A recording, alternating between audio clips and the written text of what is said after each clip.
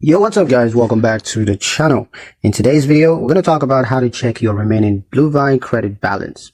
Staying on top of your available credit ensures that you don't overspend and always know how much funding is left. Bluevine makes it easy to check your balance anytime. Here's how. The first step is to log into your Bluevine account through the website or mobile app, and then from the dashboard, navigate to the credit line section. Now look for the available credits display. This shows how much of your approved credit line remains unused.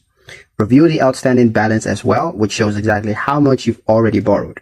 If you want a detailed breakdown, click on View Details to see each draw, repayment process, as well as the credit left for each transaction. Check your repayment schedule if you want to see how upcoming payments will restore available credits. And that's pretty much it for the video, guys. You now know exactly how much borrowing power you still have in your Bluevine credit line. Be sure to check out our other tutorials if you need more help with financial matters. But yeah, that's pretty much it for this one, guys. See you guys in the next one.